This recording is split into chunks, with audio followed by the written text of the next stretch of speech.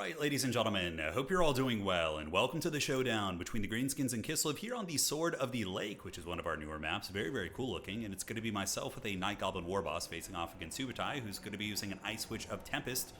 And yeah, we got a lot of artillery, so this is something that's very, very fun to do with Greenskins. People forget, because Greenskins are usually very aggressive. It's like an infantry wall with some arrow boys and a bunch of boar boys and squigs coming at you, but Greenskins can play artillery pretty heavily. Goblin Rock Lobbers are dirt cheap, have really good AP values, and are excellent against Kislev if left unattacked. So it's going to be Goblin Spears and Goblins and just all trash infantry. With 4 Goblin Rock Lobbers, the Night Goblin Warboss for a little bit of utility and control via his Rampage and Tormentor Sword, and an Arachnarok Spider Flinger. These things are kind of cool against Kislev because it is a long-ranged artillery piece that can wreck their good quality infantry, and it's an anti-large spider, which can fight against characters like the Ice Witch, so I really, really like the Arachnarok Spider.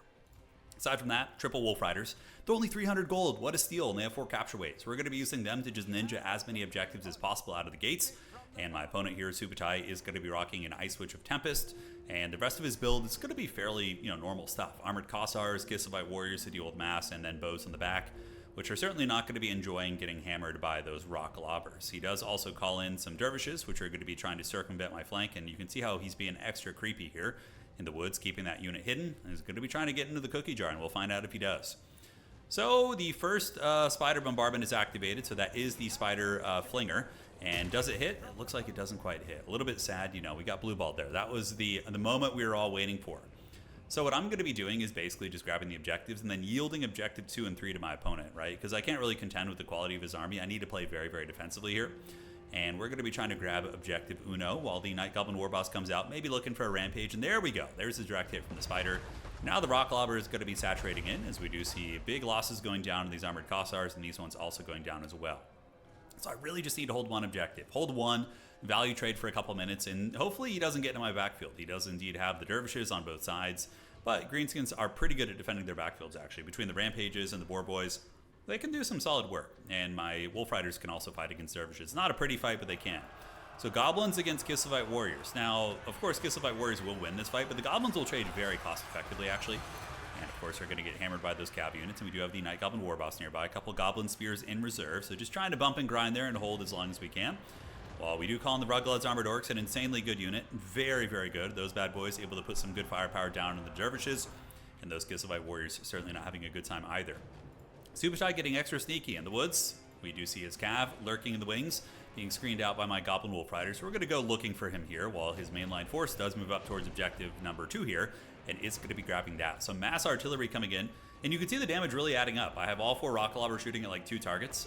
This Armored Kossar here is getting hammered by the Hammer of Gork, and also we have the bombardment coming in from the Spider. So we are starting to wear down those units, and the Wolf Riders just going to be buying a little bit of time and screening out for the Ruggled's Armored Orcs, while the Armored Orcs shoot into armor, unfortunately, which isn't great for them.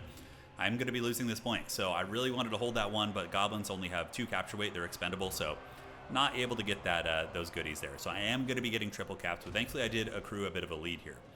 Now, Boar Boys cruising up for a bruising, and Black Orcs coming in now. So Black Orcs are pretty much all my reinforcements. Were like, I think 4 or 5 Black Orcs in this build.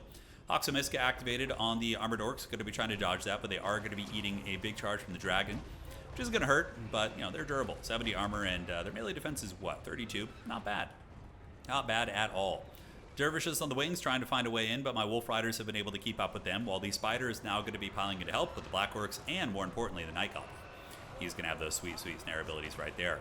And yeah, the artillery is really getting in there. I mean, you can see the Kislevite army here getting a little bit haggard, and he does indeed call in an Incarnate Elemental. So the Incarnate Elemental, a good tech against the Black Orcs. Honestly, Things in the Woods, Incarnate Elemental, both viable choices. This thing, if left to its own devices, will take Black Orcs to Pound Town for a long time.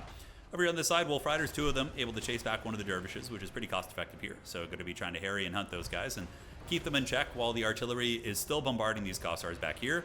And the big Incarnate Elemental does move in, going after my Lord here. And this could be a potential throw for me here. Basically, I let the little Goblin get a little bit too far forward. He gets surrounded by halberds. I had him fighting with the Spider, but then I lost ground support. I think there was like some trash units fighting there. Maybe the Ruggleds were there, and I end up losing the ground there. But look at the artillery coming in, really just flattening those Kossars back there. Absolute chef's kiss. A couple of Goblins moving on the middle objective, and here we do have some Goblins going on the outside as well, while the Black Orcs are now moving over to the objective. Hoxamiska going to be going down, but the Black Orcs will win. And they do have their big old halberds out. Hoxamiska has 0 AP value, so it's really not that good against big armor. And obviously, the Kislev units on this objective are not the most, stalwart of their kin. Just the basic Kossars. But man, he's been really good at calling in the counters. Things in the Woods call in here will be very good against the Black Orcs. And yeah, I'm getting pushed back here. The Ragnarok Spiders on the run. Little Goblin, thankfully for me, was able to escape. But now the counterpunch. Orc Boy Biggins coming in. Wog is active, and they are going to be getting the Spider. And that's a lot of anti-large attacks on that Ice Witch. Very, very good stuff for us. So potentially a comeback opportunity, while the Ruggled's Armored Orcs able to plant their feet in the ground and rip some very cost-effective shots. And the middle objective does get flipped to us. The Wolf Riders in tandem with just waves and waves of Goblins were able to steal objective 2. And yeah, Wolf Riders, I think, are a very slept-on unit. For only 300 gold, I mean, sure, they lose to a lot of stuff, but for 4 capture weight and just being annoying and harassing range units too, it's pretty awesome. So the Ice Witch here does take a bit of pounding from the Arachnok Spider, and the Incarnate Elemental is going to be forced to run away. My little Goblin just on vacation, hiding in the back right now. Almost lost him there, didn't want to make a repeat of that. Things in the Woods are taking some extra damage on this. It's kind of a cool combo. Like using Goblin Spears with Black Orcs, it gives you like anti-large buffering, right? And you can see they're actually not doing terrible damage against the Things in the Woods here. So the Goblin Spears have a bonus versus large of 9, which, not insignificant, right? But Boar Boy's continuing to hunt the Ice Witch, and as is the Arachnok Flinger. And this thing does have the Wog active, so 625 weapon strength is no joke. And Arachnok Spiders have a very nice anti-large. But that Hoxamiska potentially going to break the Boar Boys. Might lower their leadership to the point where they get terror-routed. We'll have to see. But yeah, look at the damage going in. All the artillery firing on all cylinders as well. So that progressive value generating is really, really adding up for us, as the Ice Witch is now going to be getting afflicted by a Spirit Leech. You guys probably thought I forgot a caster, and I did have it in reserve. But to be honest with you guys, I did forget it during the game. I was like, oh shit, I have a caster. Let's bring that out. So right now, I'm doing the most Haggard of Greenskin tactics. I'm shooting Goblin Rock Lobbers at an SE. So hey man, a rock is a rock, $20 is $20, and it is getting a little bit of damage into the Ice Witch, and if we can break that Ice Witch, that's going to be very, very big. Still though, I am triple capped, and the Kislevites are holding on to all 3 objectives, obviously such is the nature of my build here.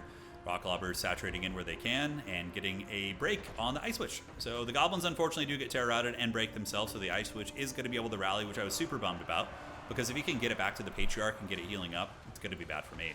Now, Winged Lancers win again, but I did have Fate of Buna. I had a lot of Winds of Magic saved up, and the Orc Boar Boy Biggins, they do very well against Kislev Cavalry, but just sheerly outnumbered here. The Things in the Woods and the Patriarch, it's going to be a lot of stopping power. But Ruggled's Armored Orcs, able to drag down the Incarnate Elemental, but these Goblins, oh man, dude, these little Goblins are straight up going to go back to their hovels or caves or wherever they come from and be like, dude, I took down a fat demon man-bear-pig beast. It was a big win for those little guys. Ruggled's Armored Orcs, though, value on them sitting at about 1,800, really good. I don't know like what it is that makes them so good. I guess just their durability, like how hard they are to kill and shift, so they can really stay in the fight. Whereas like regular archers with low armor can be countershot very effectively. But yep, Rock Lobbers blasting away, getting some good breaks, and the Ice Witch did come back. So she's in the back with about 1,000 HP. So that's a big win for Kislev there. Granted, I am doubling their value. But they do have Patriarch healing, and my Lord is, a little bit low. I got to be careful with him. He could fold up rather quickly if I'm not careful. On the outside, we're going to be using Boar Boy Biggins, regular Boar Boys, which are really good against armored infantry. Charge bonus of 50, give or take, armor piercing, and on the charge, they're going to be excellent against armored infantry. So they do get that Bacon Pig charge, 65 armor, not bad, but Winged Lancers will be able to beat them in a head-up fight if they get the charge. But we do have some nasty Skulkers making their way in, which will hopefully be able to shift the paradigm of that fight. On the backside, 4 Rock Lobbers shooting away, and you can see just progressively flattening the Kislev infantry, while the Ice Witch is going to be lurking in the shadows back here, looking for opportunities to try and weasel back in the game. But honestly, at this point, it's going to be tough. With the value deficit being what it is, Black Orcs have, I think, stabilized on the objective. Or no, those are just Goblins. The Black Orcs did get killed. We are going to be just progressively grabbing over all these objectives. He's probably going to make a last stand on Objective 3. Most likely we'll be seeing the Kislevites rotate over this way. I played this game a long time ago. I don't even remember what happened. So we're living with all of you guys here. But the Winged Lancers and the Ice Witch and the Patriarchs are going to be rotating towards Objective 3 to make their last stand here. Thankfully, we do have all the Rock Lobbers, and the Rock Lobbers are going to be really good at just providing that utility across map, and some of the best 500 gold I've spent in a while. I mean, sure, the value is not obscene, but 1,000 value there. I mean, this one got 500. This one, that's a Boar Boy right there, so this Rock Lobber got 300, give or take. Really, only 300 on that one? No way. They must have done more. And the other Rock Lobber getting 500 as well. So, hey, paying for themselves and, helping you break a very durable line of Kislevites, which is very, very tough. So back in the middle, we do have some Mortal Combat. Tormentor Sword is activated, locking down all these units, and the Goblin and the Spider fighting. We're going to be applying Spirit Leech on the Ice Witch, and he's going for the kill on my Lord, which is smart, because that could help him, tear up my army and win a Helm's Deep, basically. So we do retreat back, and unfortunately the Arachnarok Spider is at the end of the road, about 1,600 value, but getting some attacks in here before it does go down. Stone Trolls are decent against Kislev because Kislev has tons of hybrid shooting, so having that armor as well as missile resist is really, really nice. And from here, we should be able to flip this point. So the Gremlins and the Stone Trolls and the Boar Boys are going to be heading over there, while a fresh unit of Boar Boy Biggins, coming off 1,500 value in their previous life, really, really looking to party right now. Wolf Riders from all sides, Goblins anchoring down the far side objective valiantly, and the Rock Lobbers, hey, they're putting that pressure on the Ice Witch. And, you know, when you get attacked by artillery in this game, it does apply a leadership penalty of -10. So that's another variable people don't consider, is the artillery attacks, you know, punishing leadership.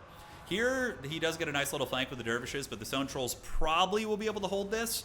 They are very, very good against these type of units, and the Boar Boys could also come over and help as well. On the backside, more Wolf Riders coming in. Kislev trying to rally where it can. Overcasted Spirit Leech from downtown.